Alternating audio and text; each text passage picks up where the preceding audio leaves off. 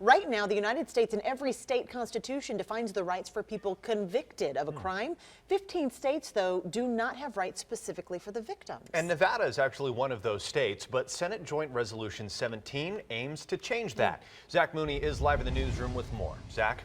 Well, SJR 17, better known as Marcy's Law for Nevada, would adopt a Victims' Bill of Rights here in the Silver State. It has plenty of bipartisan support, but not everyone is completely on board.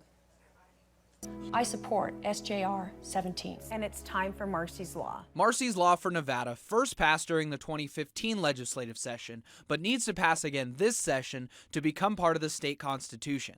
It's named after Marcy Nicholas, a California woman whose ex-boyfriend stalked and murdered her in 1983. He was released from jail during the court process and just a week later confronted Marcy's brother and mother in public.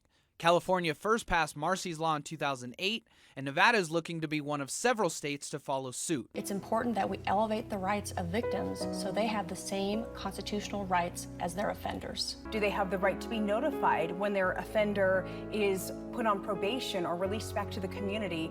And I think there's very good reasons why the answers to all of those are yes, and why we ought to embed them in our state constitution. State Senate Majority Leader Aaron Ford is one of 6 senators, along with 1 assemblyman, to vote against SJR 17. During the last session, he voiced concerns over the broad language of the law. Senator Tick Sagerbloom added that Nevada already has stiff sentences for offenders. He fears SJR 17 could lead to overcrowded prisons. I'm concerned that Marcy's Law may result in longer sentences and people less likely to get out, which, as I said, is really very expensive. Sagerbloom says he's sympathetic to the cause and victims. His only concern is budgetary consequences. It's certainly something that we should debate intensively during the session, and if it turns out we want to go forward, that's fine, but I don't think we should just rubber stamp it.